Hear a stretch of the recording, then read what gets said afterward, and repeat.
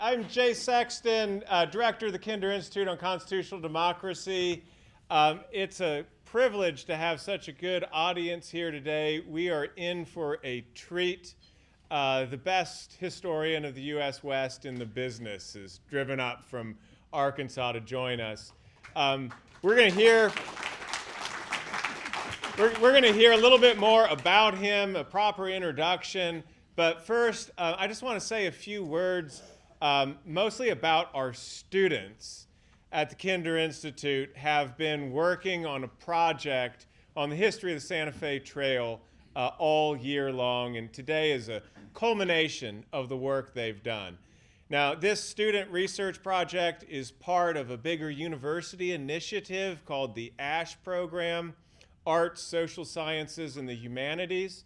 And what's trying to do is recreate some of the hands-on research experience that students in the sciences get in labs and laboratories that prepare them for jobs after they do their degrees. We want to provide students with the same opportunities in the humanities.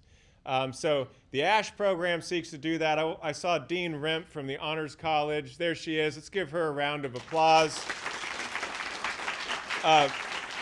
Also, Linda Blockus in the Office of Undergraduate Research and Ava Drayton from the Honors College have been key to making this program work.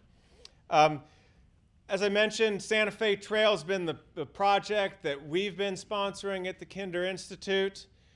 You probably know that the Santa Fe Trail began right here in mid-Missouri in the early 1820s, connecting Missouri to newly independent Mexico. But that is just a sliver or a small snapshot of a much broader, wider history. For the trail, as we learned today from our colleagues at the University of New Mexico who are also researching the trail, and I'm going to ask them to stand up, Sam Truitt and Sierra Ramirez. They've come up from New Mexico. They're working on a project. One of the premise of the project is something like the Santa Fe Trail is really interesting, but it obviously was built on top of indigenous trails that preexisted the trail itself, and that also some of those indigenous trails were quite separate from the settler trails that were constructed in the 19th century. So they're trying to recreate and reconstruct the indigenous trails that are lost in our current mapping systems. And they're doing some really interesting, innovative work. So we learned a lot from them today. The students have taken that kind of approach to the project. So they're not just interested in that classic snapshot of the trail. They're interested in what came before, but they're also interested in what came after. The layered history of the trail, the infrastructure, the trail that became the railroad, then the highway. The trail that also became a site of cultural exchange, social interaction. And they've created a new podcast series. I'm going to try to find the QR code. Whoops, there we go. Everyone, this is the one time you're allowed to get your phones out during a lecture. Hit the QR code. You'll find the link to the 10-part podcast. It is the highest sort of value and production that I've ever seen a group of undergraduate students produce. So I want them to stand up. Before I ask them to stand up, Wheels Across the West, Kinder Institute production on the history of the Santa Fe Trail. We've got a group of students. First, Abby Ramirez. Abby, stand up. And let's just hold our applause because we're going to have a line of them. Abby, she does a podcast on women in the trail. Next is Bobby Lee, religion, a religious highway, religious exchange, indigenous peoples, missionaries, very interesting.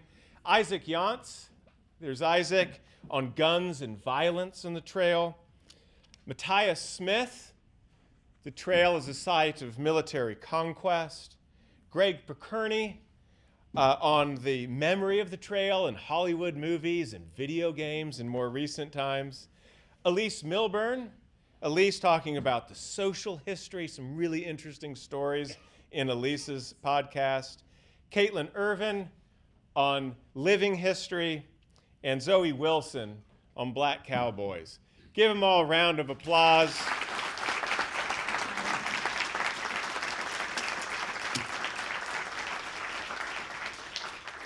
Have a seat, guys. And I'll tell you what I took from it is, like, not just you learn a lot about the history, the layers, but you learn about why is the Santa Fe Trail important to us today?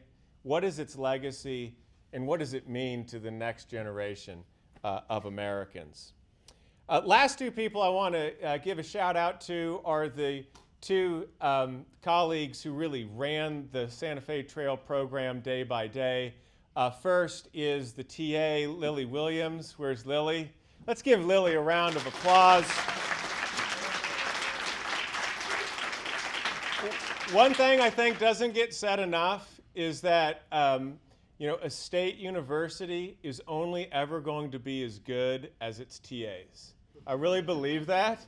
And Lily's an example of a great TA. Actually, I had Lily as a freshman. I think I had her as a freshman, second semester of her freshman year. It was fantastic to watch her grow and develop and to become a great master's student this year. She has an episode in the series called Cruising the Fae, and it starts off with a phenomenon from the late 20th century of small-town Kansas teenagers driving aimlessly up and down Santa Fe streets on the towns where the trail used to be. And she's like, actually, this is kind of what the trail is. People moving and people interacting while doing so. So a fantastic episode that Lily did. And then last but not least, Kyle Jackson. Kyle, stand up. Kyle Jackson. Kyle's a PhD student finishing his dissertation at Cal Berkeley. He's been on loan to us this year, and he's just been fantastic. He's brought so much energy and enterprise. He's really leaned into the experience here. He's been a great teacher and mentor. And when you listen to his episode on mules, which is the very first episode in the series, you'll learn that he'd never lived more than a quarter of a mile away from a 7-Eleven. Total Northern California city slicker. And here he finds himself on the back of a mule armadillo hunting, thinking, what am I doing in mid-Missouri? So you have to listen to his series. I'm going to hand it over to Kyle, and he has the honor of introducing Professor West. Kyle, over to you. Thanks so much, Jay. I'll try to keep this brief, but it's hard with someone with such a distinguished resume as Professor West. So it's my distinct honor to introduce one of the towering figures in the historical profession. Professor Elliott West. Like virtually any U.S. history student in the past 40 years, I encountered Professor West's work early and often in graduate school. His scholarship is widely known for being both on the leading edge of research and artfully written and engaging for all types of audiences. He's published extensively on numerous topics in Western history, including saloons and the social life of mining towns, the history of childhood, Native American politics and diplomacy, and the saga of the American bison, which he recently revisited for Ken Burns' docuseries. His work spans too many branches of historiography to list here, but needless to say, he has left an indelible impact on the field.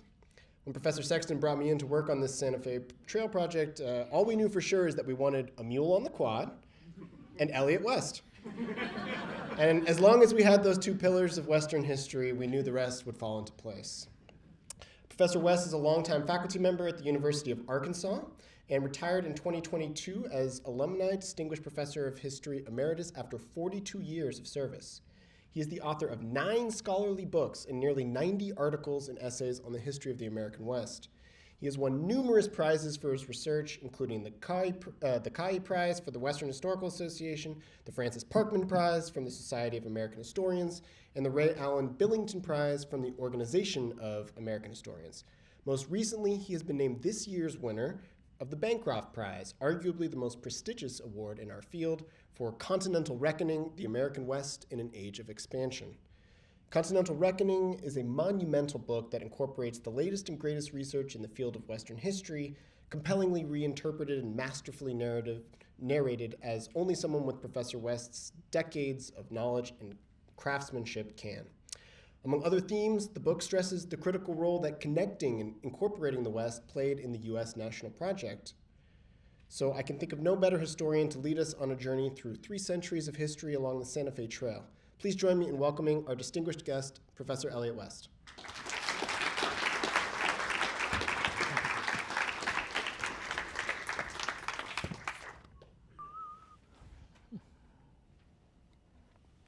Okay, can you hear me?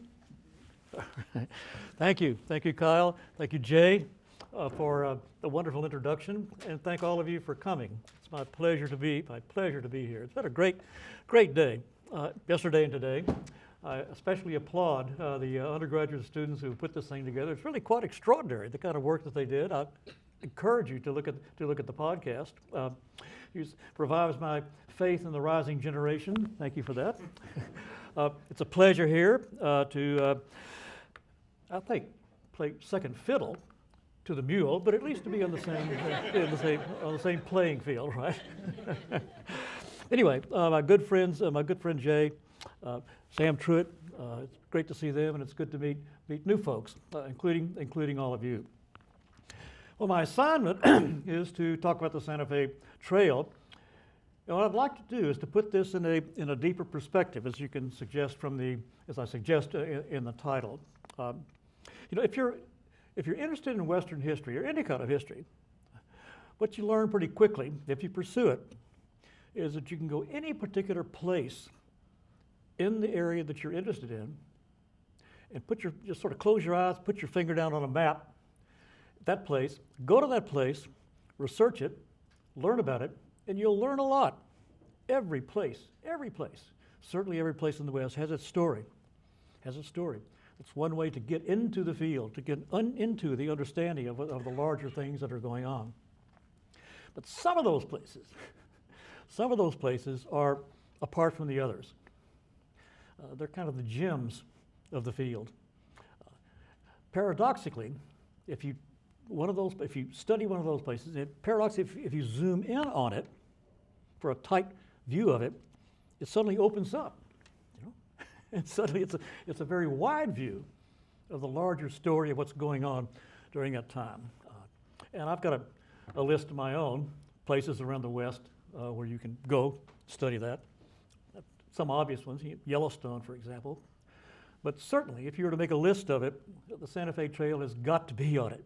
Got to be in the top 5 or so. It's one of those places, one of those gems that has so much to teach us if we get into it. We study it, we look at it closely, trace its history back. So that's what I'd like to suggest to you this evening. There it is. Santa Fe Trail. I want to say 2 things about it first. When I refer to the Santa Fe Trail in this talk, at certain points I will not be talking about the Santa Fe Trail. I'd like you to think about the Santa Fe Trail more broadly as that line, right? The line that we know today as that trail. It was an important line long before the trail was there in the early 1820s. So think of it, first of all, the Santa Fe Trail more generally as that area, that line going across there. Secondly, I'd like you to think about that line in the trail in 2 different ways, chronologically. Early on, that line was a border. It was a boundary between different centers of power, between different interests in that area. And then later, what was a boundary becomes a gateway, an entry point, where movement goes along. It's an open door coming into the Southwest and to the West generally. So first, think of this as the line itself. Think of it as a boundary, first as a boundary, a border. Then think of it as a gateway. What I'd like to do today is sort of follow the story through that. Specifically, rather than look at the whole trail, it'll be a very long talk. I want to look at that part of it, roughly from the Kansas-Colorado border today over to the point where the trail diverged from the Arkansas River, went down, so-called mountain route, went down into New Mexico and to Santa Fe. That's a more understandable map of it. That's stretched then from the border over there to the right down to La Junta, Colorado. It's about 85 miles. And if you follow that 85 miles and think of it in those terms as I mentioned earlier, study that place, you will learn a lot of history. 85 miles, less than 100 miles. And it's along US Highway 50, which goes all the way nearly to the Pacific coast, often called the loneliest highway in America. I don't think it's even in the top 10, frankly. So what we're going to do is follow US Highway 50, and we're going to make 5 stops along the way, and each stop will tell us something about this deeper history of this part of the country and of the trail itself. The trail as a line and as a trail, right? Okay, so let's take a drive then along 50. First stop, Los Alamos, Colorado. Lovely little town. There it is. It's well down Highway 50 there. So what does it have to teach us? What does Los Alamos, Colorado have to teach us? Well, the name itself is a hint. Los Alamos is Spanish, of course, for souls, S-O-U-L-S. And on the map here, you'll see there's a river flowing up from the south that enters the Arkansas there. On the map here, it's the Purgatoire. It's also often called just the Purgatory. So, Los Alamos, the Purgatory. What does that tell us? There's an old story. I'm not at all sure whether it's in any sense true, but the legend is that back in the early 18th century, there was a small military group that came up from Santa Fe, came up from the Rio Grande into this area, sort of feeling out the area. And there was this rumor of gold, the first of 10 million such rumors in that area. And the soldiers there were taken with this, smitten with it, and they wanted to go hunt. But of course, the commander said no. So they killed him. They rose up, mutinied, killed their commander, started looking for gold, and they in turn were killed by Comanches. Well, the story is then that for this grievous sin, they were all condemned to endless wandering in purgatory. Thus, the name of the river, the original Spanish name for the river, El Rio de los Almas Perdidas en Purgatorio, the river of souls lost in purgatory. Whew, great name. Spanish knew how to name stuff, right? The Sangre de Cristo Mountains, the Blood of Christ Mountains, right? The river of souls lost in purgatory. What do we get? Pikes Peak. Anyway, that's the story. What does it tell us? I don't know whether the legend is true or not. Might be some truth to it, but it's true in the sense that it teaches us, it tells us something what's going on. The first stop here teaches us that the area through here, the West generally, was an area of invading empires, intrusive empires, and at the same time, an area of empires generated, new empires arising, native empires. That's what was going on here. What the story is, of course, is about Comanches and Comanches in Spanish. Here, the Spanish intrusion up in the south, of course, up to the Rio Grande Valley. They were established permanently in the very late 1500s, 1585, and they control what you see on the map here is the colored area. It's colored in. That's what Spain controlled in that area. The line above that, this line, that's what Spain claimed. So they claimed that area up there, but they didn't control it. This is all they controlled. So all of this was this blank space here was that land that they said they owned, but they couldn't control it. Why? Why not? What was that place? That was Comancheria. This was the Comanche Empire. So what we see here then is this empire intruding up from the south, running into this empire, native empire.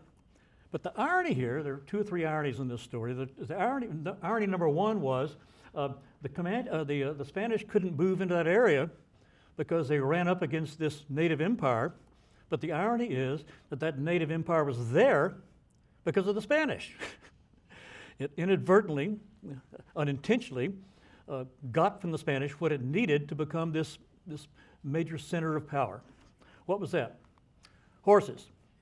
The Spanish came into Rio Grande. They brought up large numbers of horses. They tried to control them. But after 1680, when the Pueblo peoples drove the Spanish out, the horses of the Rio Grande area exploded northward into the west, all the way over to the Pacific coast, the Pacific Northwest, and certainly up through the plains.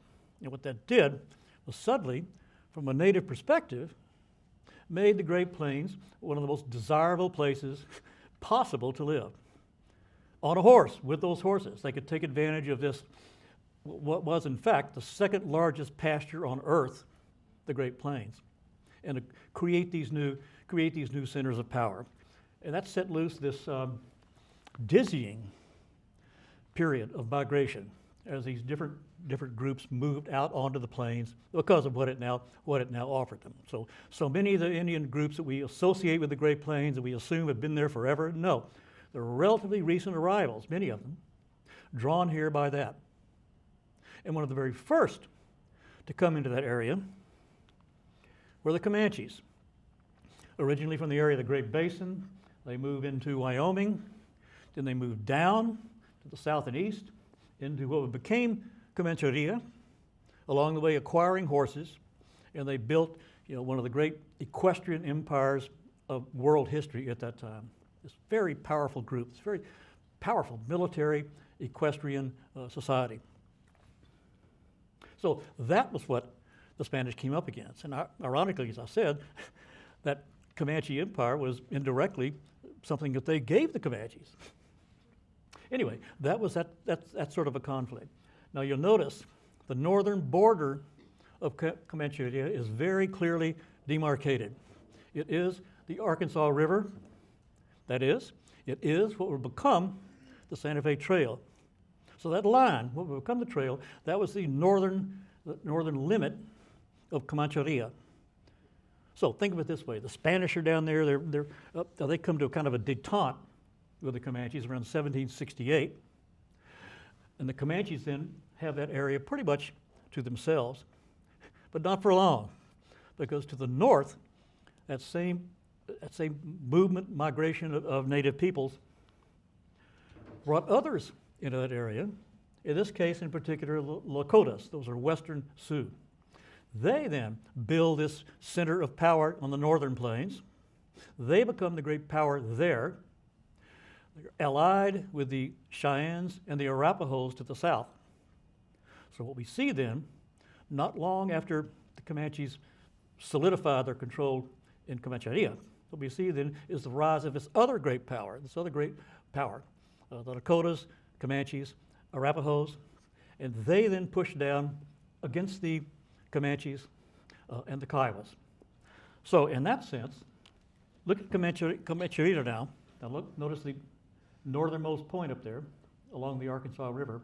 That is the boundary between them and this very powerful opposing native center of power, the Sioux, the Cheyennes, the Arapahoes. So they're butting up against each other, fighting all the time. So again, this line is a boundary. It's first a boundary. Early on, it's a boundary claimed by Spain. Then it becomes the northern boundary of the Comanches. Then it becomes the boundary between the Comanches and this other great group to the north. All of this, of course, is largely invisible in the usual histories that we grow up with in this area. The area of the Arkansas, along the boundary there, and in particular, that stretch of that line that we're looking at more closely, has another important meaning to the Comanches and to others. It was also a very rich resource for what these Indians needed to live there, especially year-round. The area roughly between the Kansas border down to about La Junta was the site of what's called the Big Timbers of the Arkansas. This is a huge stand of cottonwoods, enormous stand of cottonwoods. And it was a vital part of the annual cycle of these Indians because, especially in the winter, they had to have these places where they could repair, where they could go to. The big timbers gave them wood, obviously, for firewood. The river gave them water for their horses. The trees themselves gave them shelter from those vicious storms that can sweep through that area. So they had to have the timbers, and that's one of the things that the Lakotas and the Cheyennes and the Arapahoes wanted. Right? This was a prime real estate for the Comanches for that reason. So both the border and this resource that they had to have. Which leads us to stop number 2, Holly, Colorado, 1840. Anybody ever been to Holly? You probably wouldn't know it because you just got to blink hard and poof, you drive right through it. It's got about 800 people in it today. It's way over there by the border, Holly, Colorado. So why is it important? Well, back to the point I just made. Around by the 1830s, then this was the 1820s, 1830s. The Arkansas River then was the boundary between these two, a very hotly contested boundary between these two centers of power. Those guys.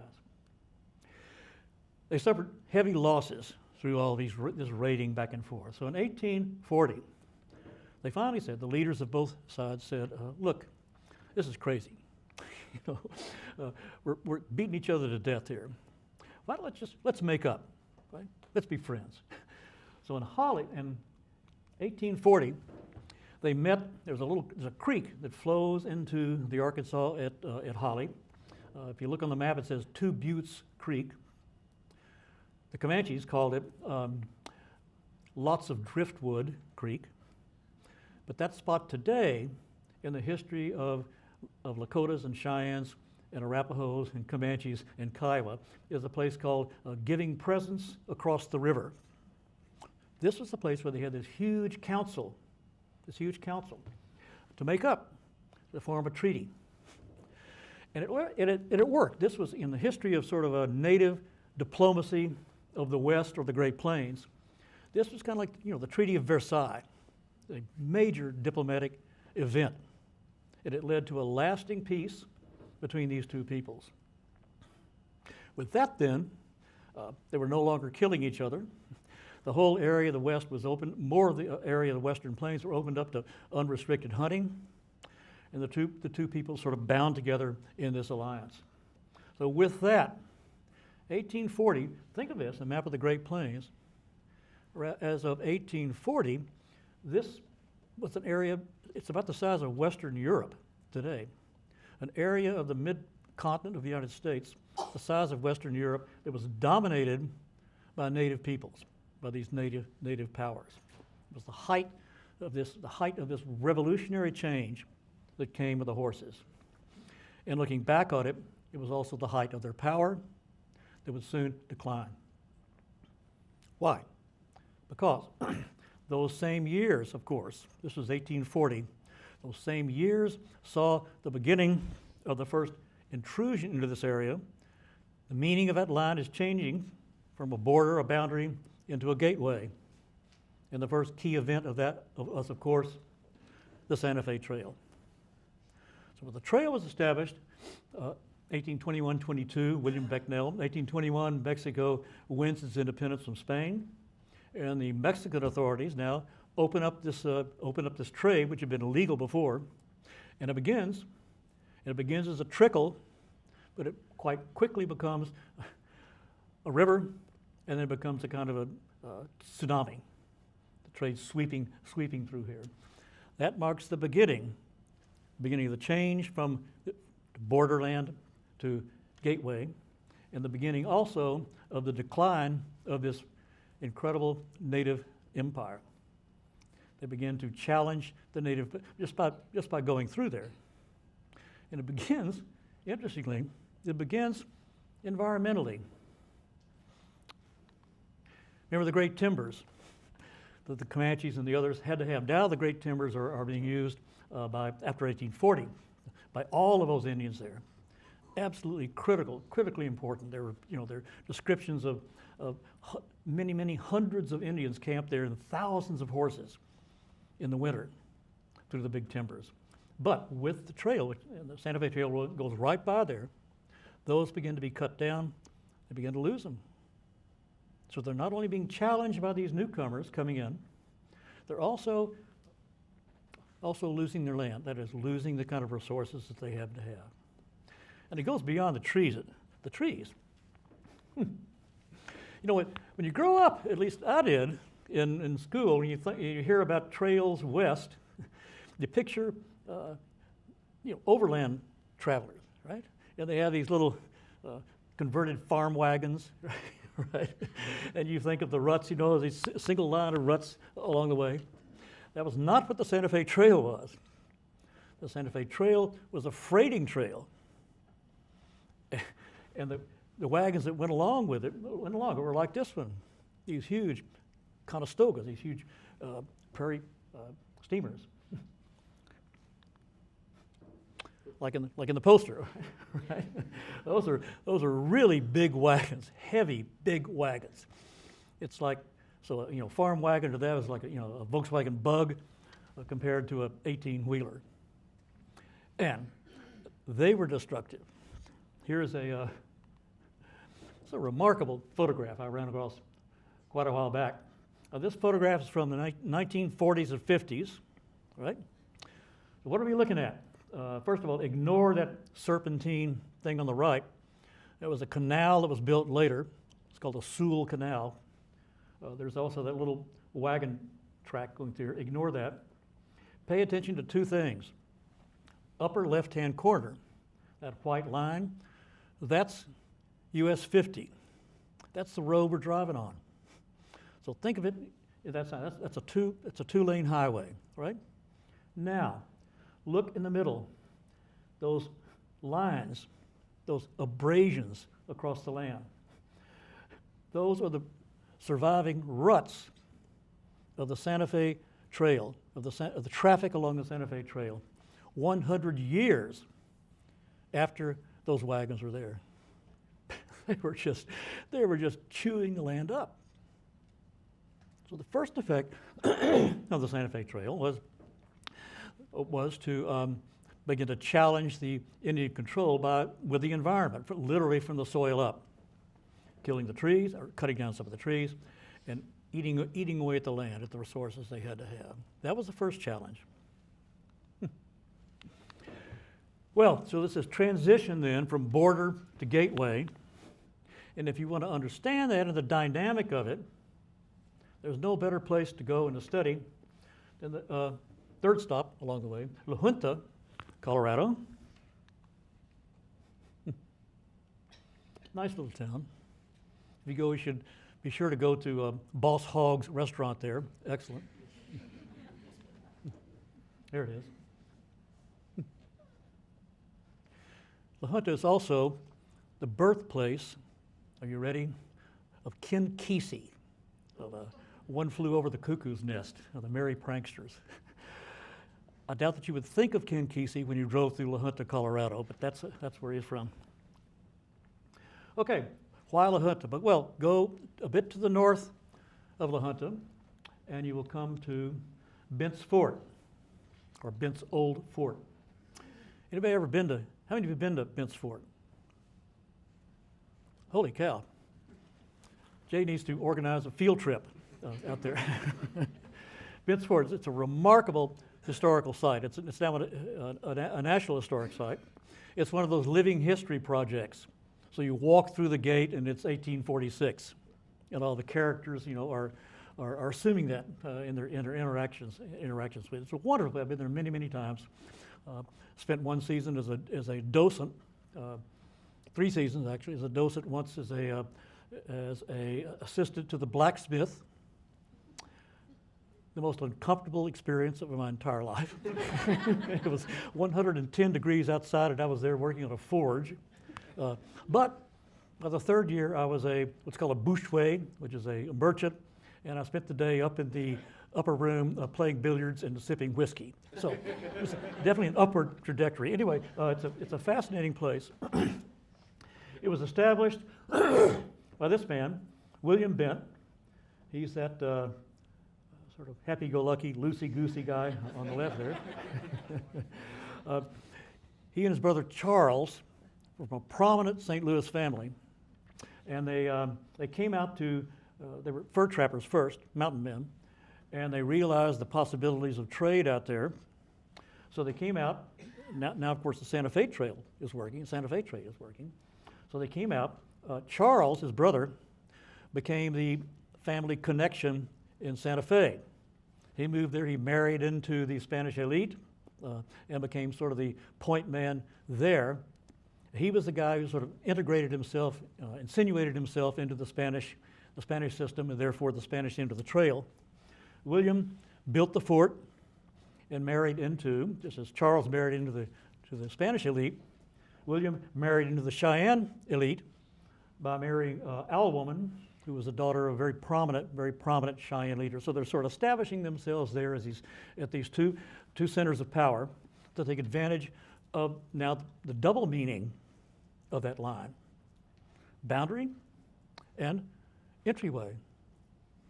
As boundary, of course, this was 1833. As a boundary, this is the boundary, would be for the next 7 years between the Comanches to the south and the Sioux and the Cheyenne Arapahoes to the north, right? And they're trading with both of them. First beavers and then increasingly bison hides. So they're taking advantage of that. But they're also taking advantage of the trail with Charles at the other end. And this becomes a passway. This is a stop along the Santa Fe Trail. So if you were to go there today and you stand up there on the battlements and you look at the Arkansas River, you're looking at what is both an international boundary and a native boundary between those two centers of power, which means it's a very risky place. It's not a very comfortable place to be, so you got to feel safe.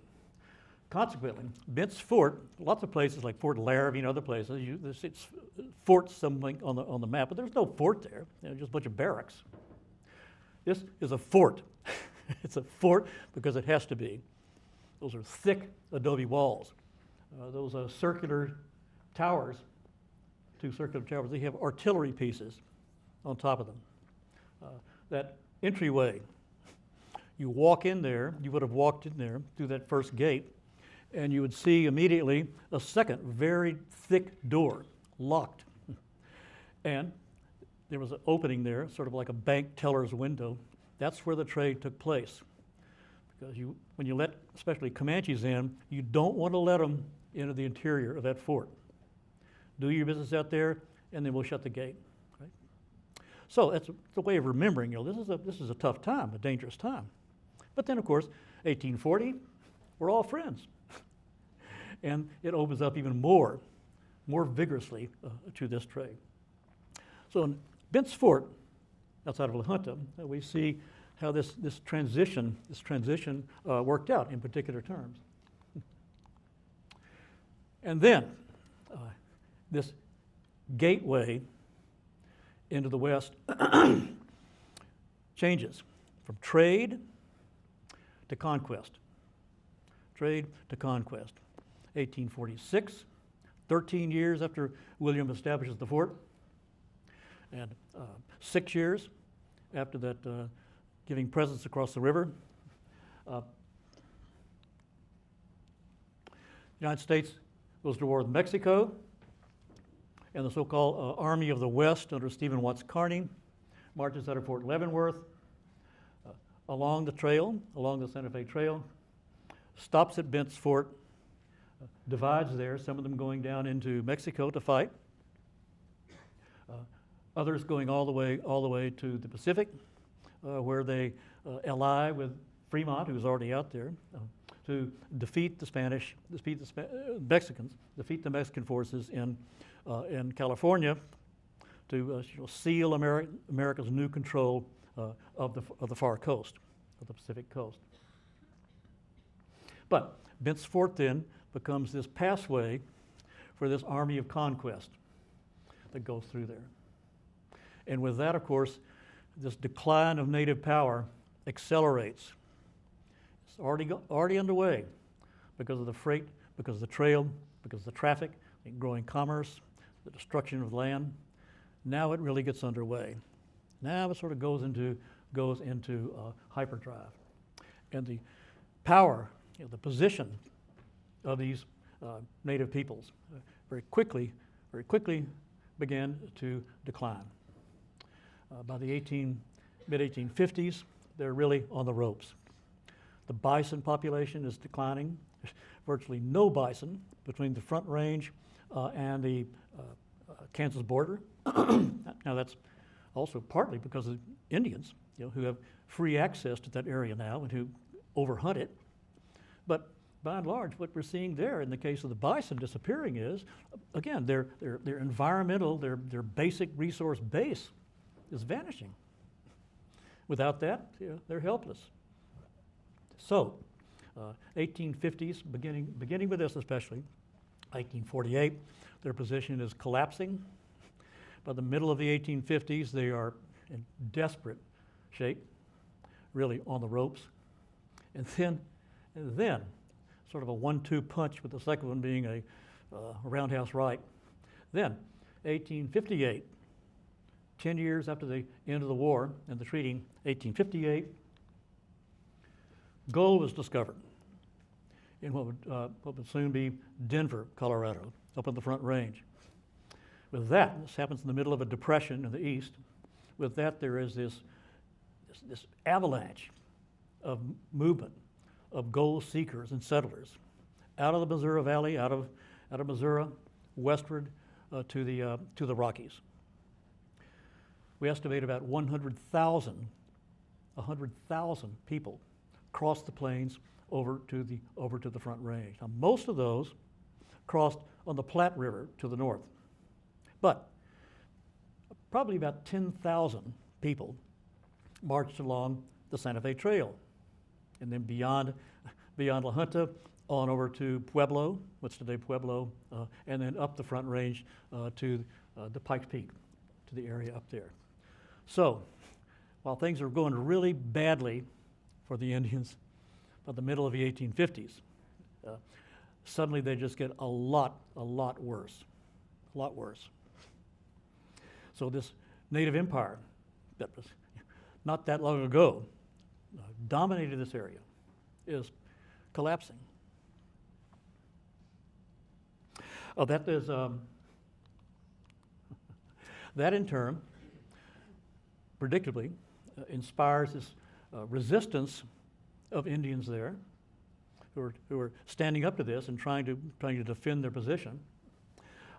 It begins really 1860, 1861. It accelerates as things get worse and worse and worse. By 1863, 64, there's all kinds of raiding going on, all kinds of fighting between the whites in Colorado and in Kansas with these native peoples, Lakotas, Cheyennes, Arapahoes. They're at war, basically. But not all of these native peoples, not all of these people want to fight. There are those who want to accommodate. So the Indians themselves are divided into this war camp and this peace camp. Which leads to the next stop. Stop number 4, Lamar, Colorado.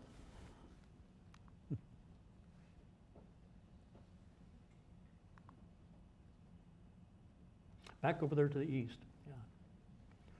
Well, as I said, these Indian leaders were themselves badly divided, deeply divided between those two camps, what to do in this situation. And there were some who were peace chiefs who said, look, if we fight, we're going to lose. In fact, just about everybody understood that. Just some were saying, I don't care. I'll die, before I accommodate, before I lose my land, before we lose this land. Others said, look, we've got to roll with the punches here. We've got to somehow figure out a way to find a common ground so we can survive here. Of those peace chiefs, one of the leading ones was a man named Black Kettle, Black Kettle. Black Kettle was the head of a large camp of Cheyennes and some Arapahoes. And he petitioned, I'll talk about how that happened in a moment. He made a signal to the command at Fort Lyon, which was the major military force then along the Arkansas, military post. And he said, we want to talk. We want to talk. And reluctantly, the governor of Colorado, John Evans, for whom Evanston, Illinois is named, and the military commander there, named John Shivington, reluctantly said, okay, we'll talk, see what we can do. So they met at a place called Camp Weld, outside Denver. This then was his council, a peace council between the military leaders, that's Ned Wynkoop and Silas Sewell, for whom the canal is named, down there on the front. Meeting off camera here with Evans and Shivington and others. Those are all, well, with one exception, those are all peace chiefs. Black Kettle is there. Look at Wynkoop is the guy with the cigar and the big hat. Look at the face right above his hat. That's Black Kettle, the main spokesman, peace spokesman. He meets with them and they say, look, we don't want to fight. We don't want to fight. We're not fighting you. We're not challenging you. Just leave us alone. So Evans, the governor, Shivington, the commander, reluctantly agreed to that. They're clearly sort of spoiling for a fight. Right? But it's hard to turn this down. And people like Wynkoop there are pushing for peace. And so they reluctantly agreed to it. John Shivington, a Methodist minister and the head of the military in Colorado, in charge of a large militia there. Shivington, a man of voracious ambition, who wants to make a military splash before the Civil War is over so he can get promoted, make a name for himself. Shivington tells him, okay, go down to Fort Lyon, where you made your first overture, and they'll tell you what to do, and you'll be safe. So they did. They went down there, got to Fort Lyon, and the commander there, a man named Anthony, said, we can't feed you. we can't take care of you. There are too many of you. So he said, go over there. There's a winter camping place on this place called Big Sandy or Sand Creek. Go there and camp, and you'll be fine. So they did. That's where Shivington told them to go. Go down there, and we'll leave you alone. Well, he didn't. The time for his militia was running out. He was desperate, to make a mark. So what Shivington did in November 1864, as this time was winding down, he led his men, led this command, not against the hostiles, who were directly to the east on the Republican River. Instead, he led this command down to Fort Lyon, the very place that he had told these Indians to go to be safe. And there he joined with the command there at Fort Lyon under Anthony, and they marched on Sand Creek. And the result was this infamous Sand Creek Massacre, late November 1864. Black Kettle had a flag on his teepee. They were just begging him, no, you're making a mistake. They said, it's got to be a mistake. We're safe here, right? You know who we are? Didn't matter. They were butchered. Something in the neighborhood of 200 were killed, most of them women and children, killed and then mutilated in ways I won't go into. It was just this genuinely horrific episode. Later, congressional and military investigations condemned this roundly, fired Evans. This is the only occasion of all of these awful things that happen out west like this, the only time that the United States government openly called this an atrocity. That's the quote they used. And they apologized for it. They've never done that. They have never did that in any other case. But they did. But Sand Creek then, this appalling episode. Sand Creek marks then sort of the final gruesome end to this process. That line that was first a border, once it became a gateway, leads to the gradual decimation of native power, and finally their absolute collapse. Now there was some resistance in that area until later in the 1860s, but by 1870, the Cheyennes and the Arapahoes are cleared out of there. They're exiled down into Indian territory, and the area is cleared of Indians entirely. That Indian empire has now formally collapsed. So we see then, stretching along this line, this trail, what we see then is this stages that really are a reflection of larger things that are going on in Western history. The arrival of European empires, like the Spanish in this case, the rise, the genesis and the rise of native empires as a result of the interaction between the Europeans arriving, especially with the horse.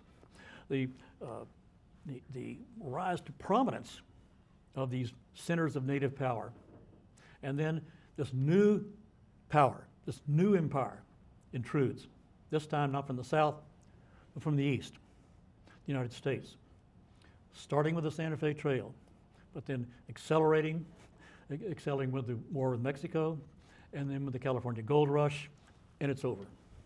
It's over. There is a wonderful coda to this, sort of a denouement to this. That's our final stop, fifth stop. Granada, Colorado.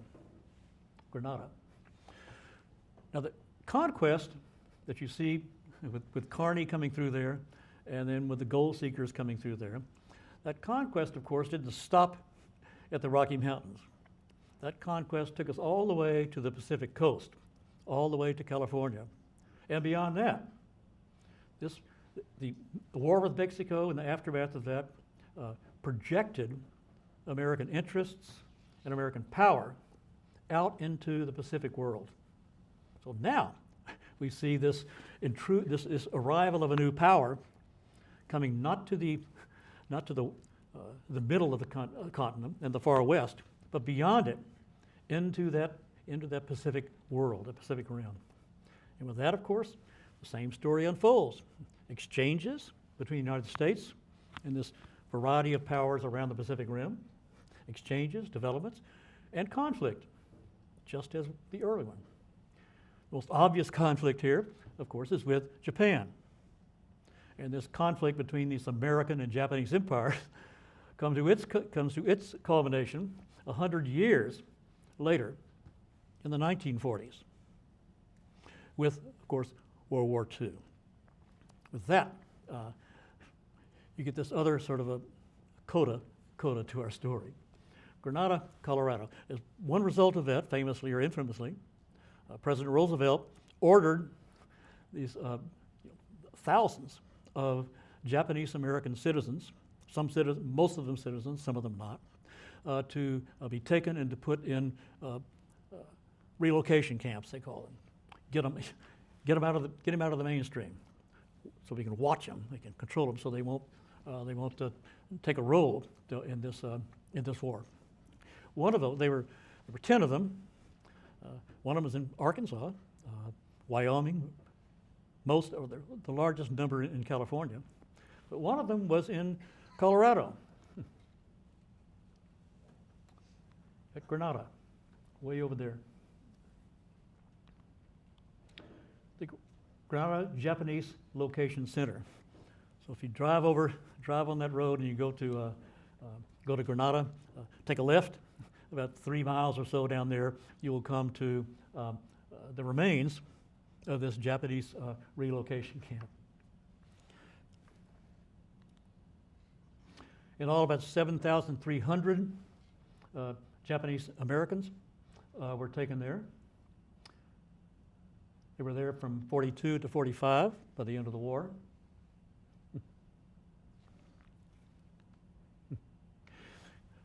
Go there, and you'll see some of these remains. There's some foundations of some of those barracks, places like this. This lovely memorial area. those are names on that column. Those are the names of men from the camp who became members of that famous, that famous military unit that became the most highly decorated military unit in American military history. Well, those are guys from the camp that were on that. Really encourage you to go look at this place. It's really something. You don't think of Colorado as being the home for something like that, but it was. 2 years ago, 2022, President Biden signed the paper turning this into a National Historic Site. Not really well developed yet. Japanese American Relocation Center.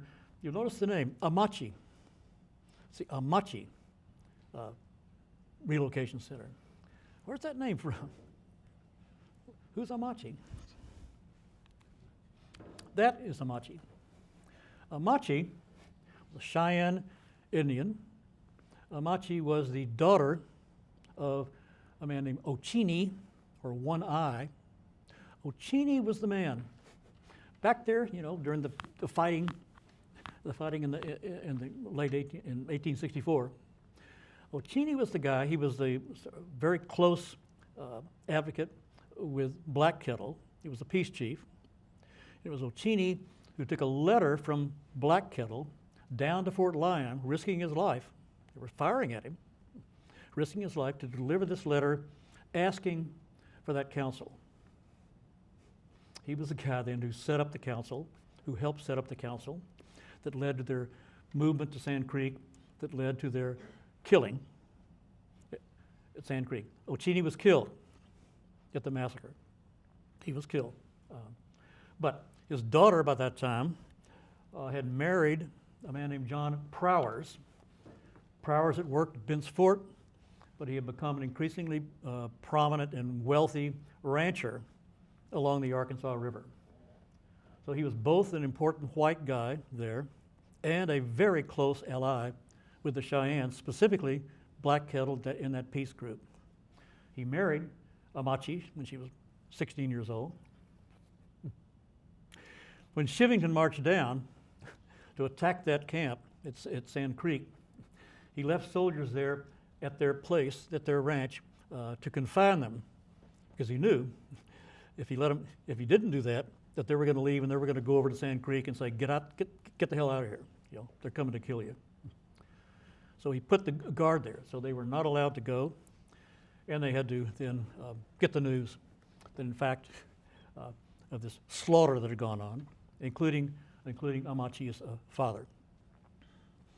But the aftermath to this is that Amachi became known, became prominent as a leading voice for reconciliation. She was in that sense, sort of inheriting her father's role, Black Kettle's role. She was saying, we've got to find a way for us to live together. And she worked actively in the years after that, for many years after that, to try to promote a reconciliation between the whites and the Cheyennes in particular, but Indians in general. She played that role brilliantly. She's apparently a very powerful personality, very eloquent woman. And that's who they named the camp for. She lived many years, died early in the 20th century, and of all places, Cambridge, Massachusetts, about a mile from Harvard. Quite a story. So I like that part of the story. Other parts can be pretty unpleasant. I like that part because there is this sort of a touch of hope in Amachi's story. As it turned out, the very name given now to this internment camp, that itself is a kind of an echo for these clashes of power coming all the way from across the Pacific back into Colorado, and here suggesting that there were always those forces who were saying, we can work this out. It wasn't always that. It was always a period of exchange, as Jay stressed, and there were always those who were trying to make this work. She was. Her father was. If you think back to those native powers, this is about 8 miles from Holly, And Holly, of course, was the place where those two great native peoples came to terms, giving presents across the river. So like all history, it's a complicated story. There are no simple lessons to it. But it's one I think that can teach us a lot. Teach us a lot. That's why I call this one of the gems of these places, you know, where you focus in on this line, in this case, just 85 miles of it, and look at all you could find. 300 years of history in that place. I think it's worth it to study it. In any case, I appreciate you coming. Hope you enjoyed the drive down Highway 50, and I welcome the chance to answer any questions, answer or evade any questions that you might have. I think.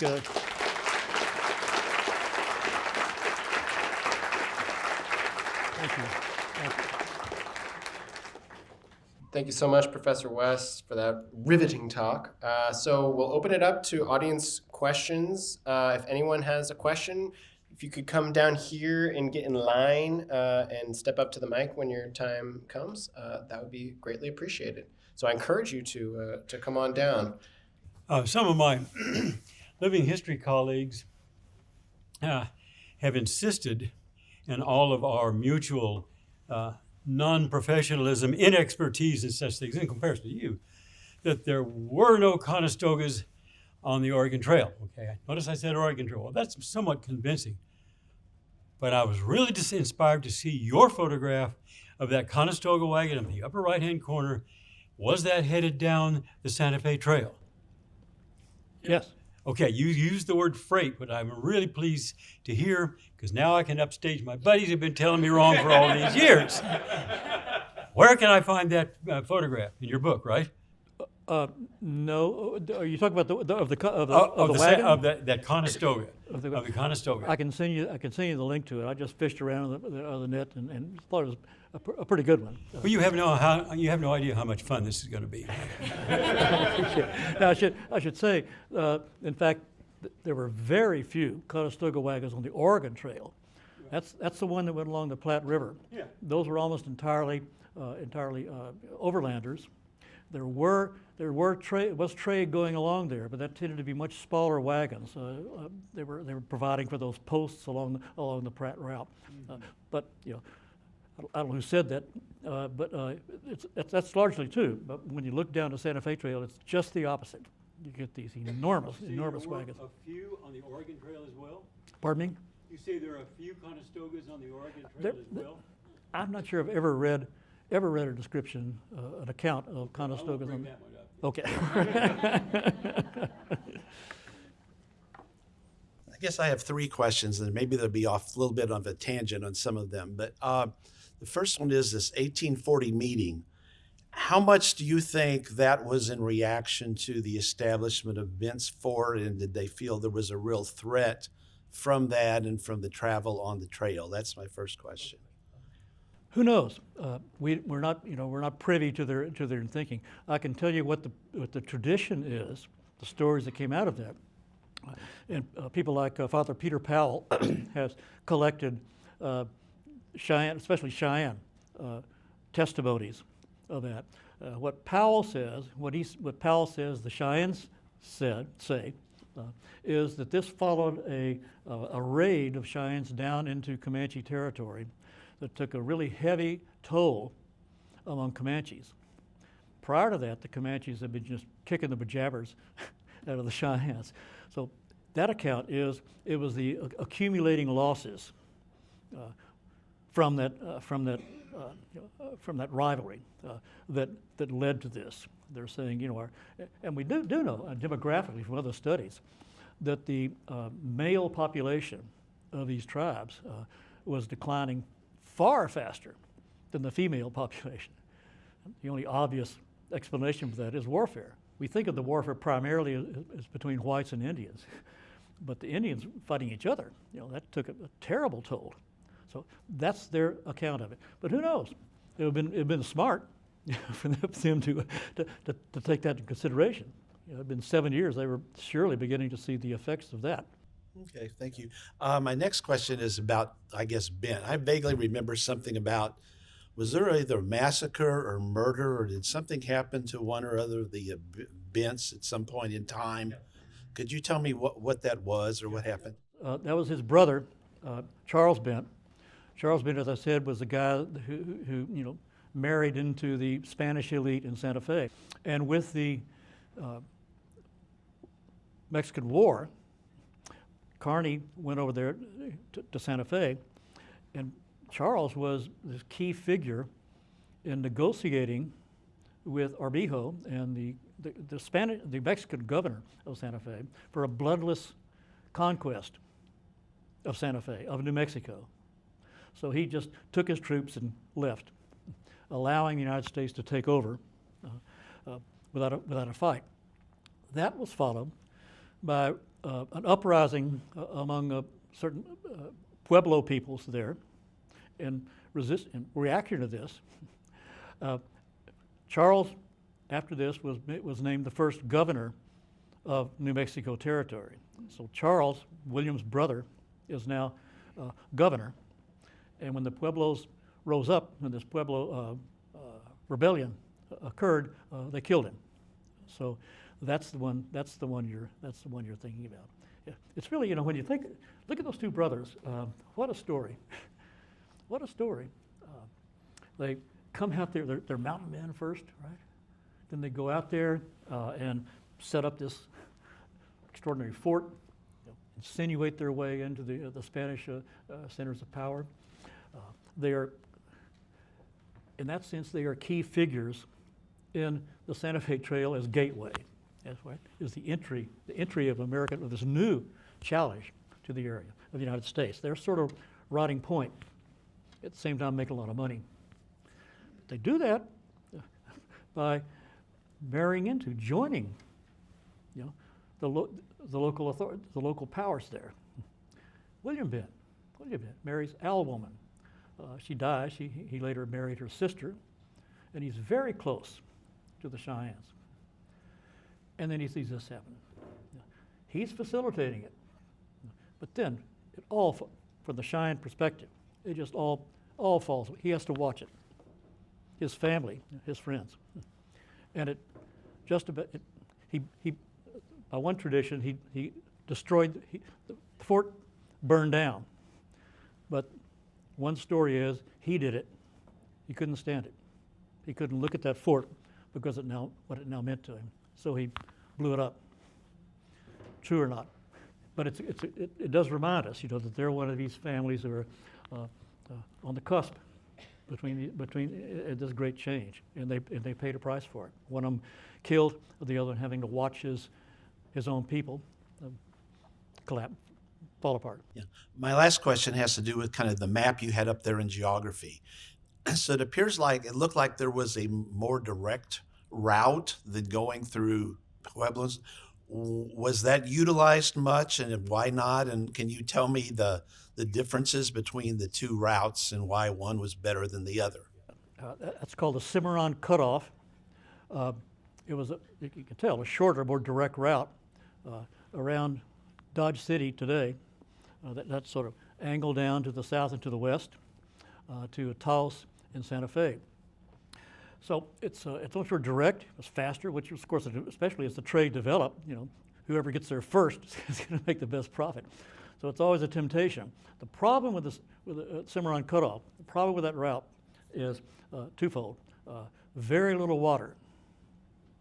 So if you take the main route, it's called the mountain route along the Arkansas, plenty of water, and then you go over Raton Pass and down into it. Number two, Comanches. Comanches are, they dominate that area, and so you're really taking a chance if you go along that.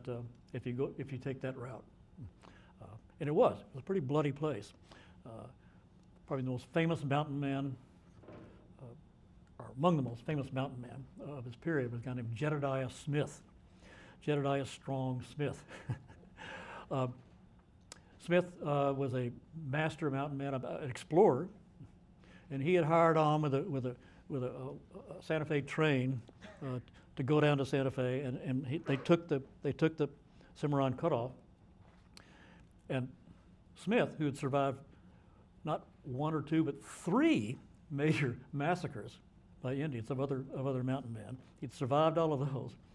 And he went down, and they were running out of water, so he went to search for water, found a water hole, and Comanches were hiding in the rocks, and they came out and lanced him to death. So Smith, this great mountain man, was killed along the route, which reminds us, and he's hunting for water. So those are the two problems. Those are the two. Thank you. And the great majority of the trade went along the mountain route, but for exactly those reasons. Thank you. You're welcome. Hi, I just want to first of all say thank you very much for an absolutely incredible talk. This was very, very interesting. You'll have to forgive me. My question is not very thought out. I just saw that there weren't very many people left in line, and I figured we ought to get as much of your time, as much worth from your time as we can.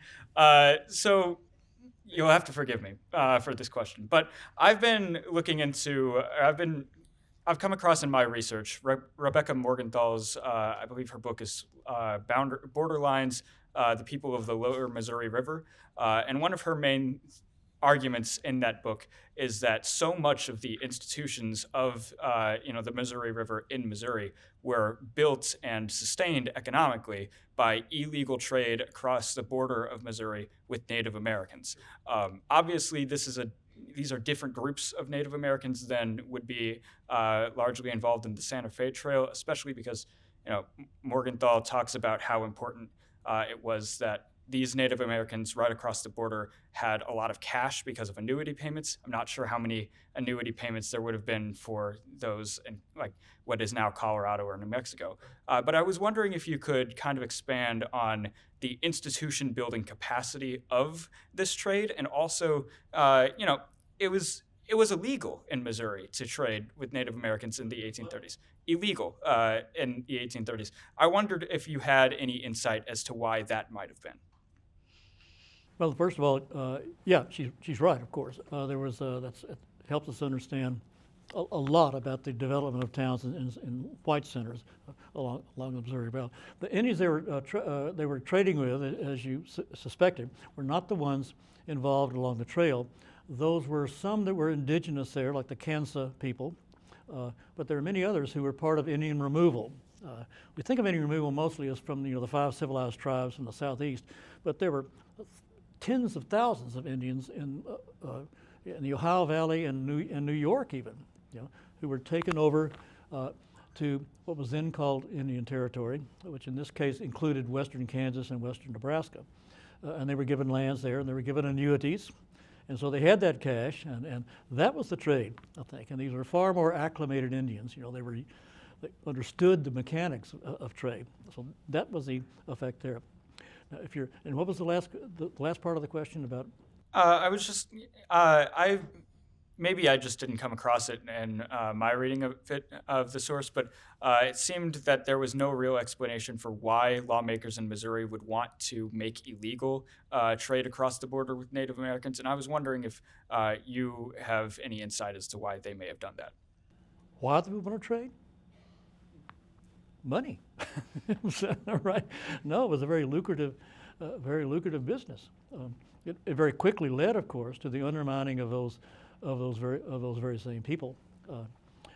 So yeah, there was money to be made there, and I think that's why they did it. Thank you very much. You're welcome. Okay. Okay, speaking of money to be made, we have still some books for sale, Professor West, outside. So please, you get your books. I think this building shuts down in 15 minutes, so it's going to be a rush to the last copies of the book.